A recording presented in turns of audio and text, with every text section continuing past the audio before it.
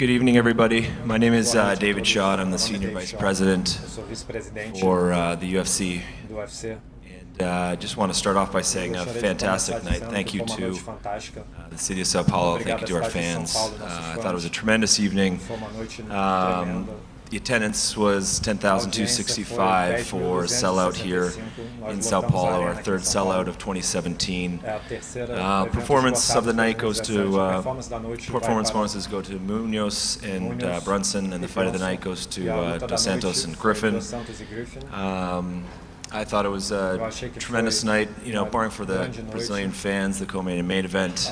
Brazilians went, 9 for 12. With some great performances, and the crowd was loud early, and very active over the course of the night, and I thought it was a fantastic event. I'd like to open up to questions to the media and anyone in attendance.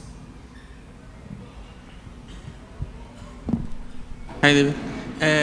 Queria saber primeiro o que achou do terceiro evento em São Paulo, no Ibirapuera, e da reação da torcida com o Colby. And the reaction of the crowd to Colby Covington. What do you have to say?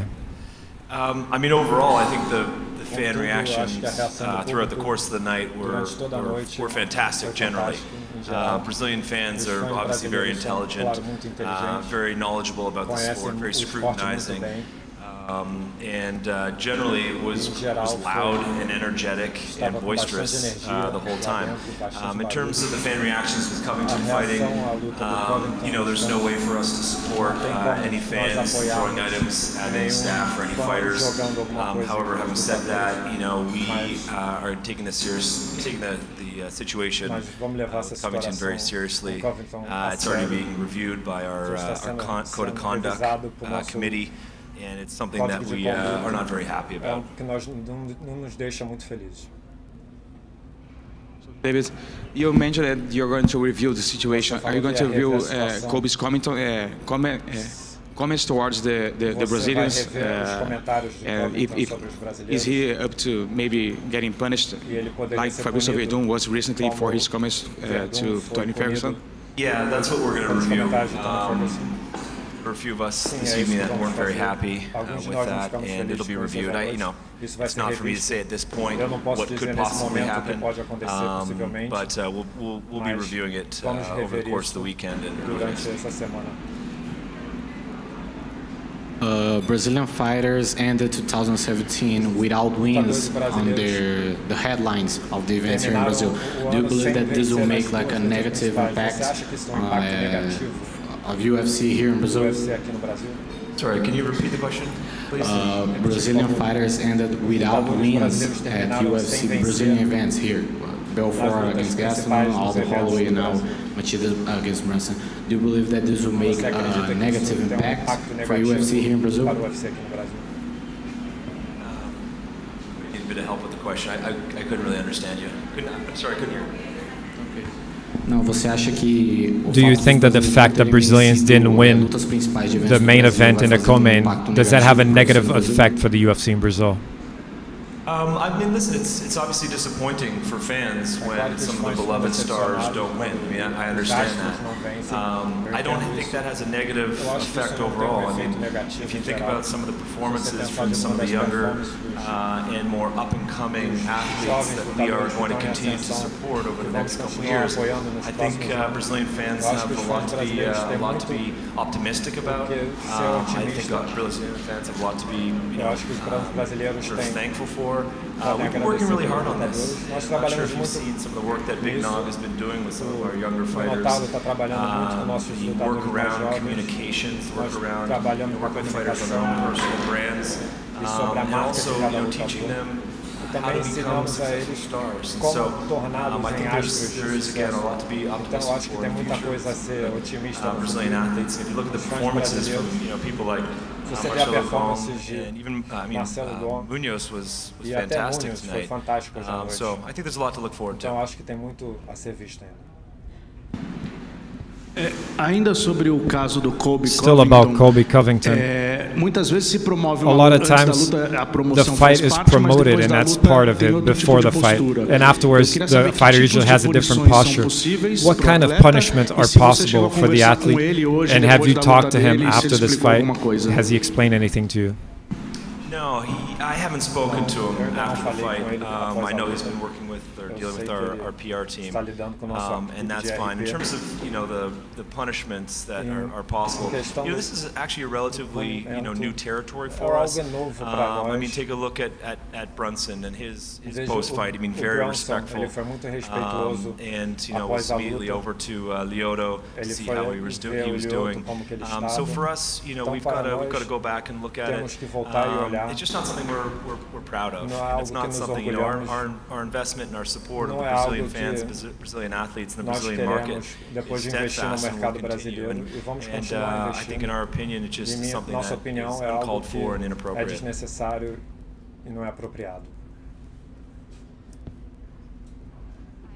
The next event in Brazil was recently announced for Belém on February 3rd.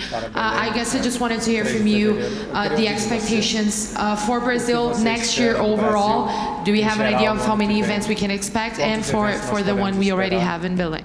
So today we announced that we'll be in Belém February 3rd. We know that there is rich history, rich tradition of MMA in the north. We know that a lot of our athletes come from the area. We've already had several athletes campaigning to get on that card, which is exciting and makes it great for us to promote. In terms of 2018, we've got a lot of exciting plans. I think generally the event plan will largely mirror what we've done in 2017. We're looking to have 3 events in Brazil. We are also looking for innovative ways to try to figure out how we can bring more events to the region next year. We've done some interesting things in 2017. We hope to replicate those in 2018. And we'll have more information on that in the next little while. I think the other interesting thing about South and Latin America is that we're looking to other countries to come to. I think there's a real possibility for us to continue to grow the sport and the brand in countries outside of Brazil. Always looking at Chile and Argentina, some other countries as well. So I think over the next couple of months we'll have more to report, but we're definitely very bullish on the region. One thing I guess is just that has always been pointed as a problem is that logistics can be a challenge when you're venturing into other markets in Brazil. So how has that been with Belém? Are you guys comfortable with what you guys have there in terms of just logistics? Yeah, I mean, logistics. I mean, this is sort of what we do.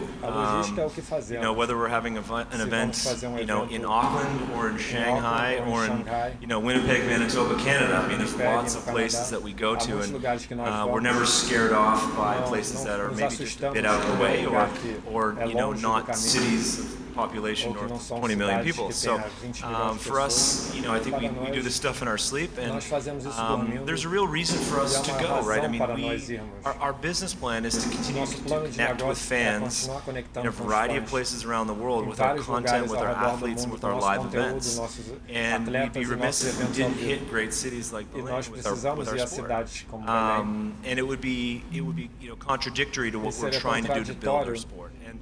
And you guys were here tonight. You saw and felt the energy of the event itself. Yeah, it's one thing if we've got our sport on TV or we've got our sport being distributed digitally, but if we don't bring live events to great cities, then we're going to fall short on our goals. Nessa semana a gente teve evento da USADA para os This week we had a USADA event for the Brazilian fighters. Eu queria que você avaliasse essa ação. I wanted you to evaluate that action. Where did that come? That initiative, was that solicited by the athletes, or is that something the organization realized was necessary to happen to reduce the doping cases? That's a good question.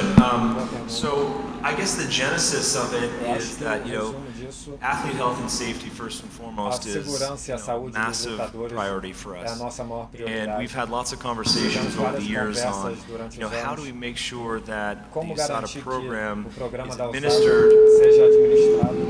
is administered in the most successful way possible. We've got different strategies for different regions. And I go back to Minotauro, back to Big Nog, and his interest in ensuring that our athletes in Brazil have a pathway to excellence. They understand what it takes to become a successful star in the UFC. But part of that is communication, and communication around how to use the USADA app the best way as possible.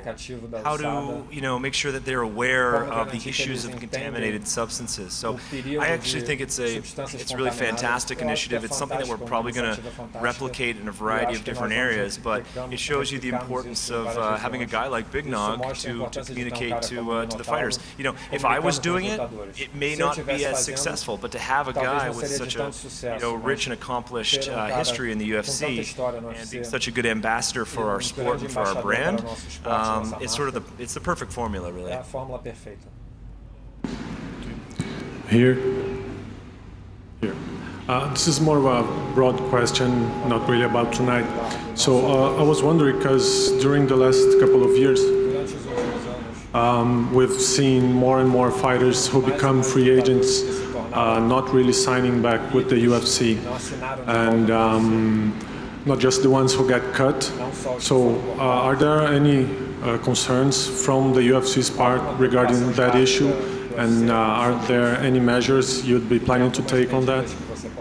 Oh, I mean, listen, the athletes, fighters they've got to make their own choices.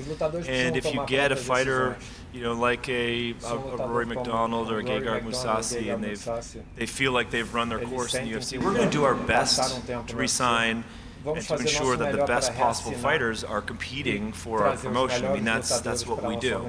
But if fighters want to make a decision that, maybe they don't want to be in the spotlight as much, maybe they've got a more compelling financial offer. But we've got to make these decisions that are, best for our business. Listen, is it sad to see a guy like Rory McDonald go, who had such, incredible fight? I mean, his 2 fights against Robbie Lawler, were some of the best, I think, in UFC history. But fighters have to make their own decisions, and if they've got, everyone's got their own decision criteria, right? It might be family related, they might not want to, again, be in the spotlight anymore, and it might be financially related. So, again, we're going to do our best to make sure the best athletes compete for us, and if we've got athletes that want to go elsewhere, then that's so be it.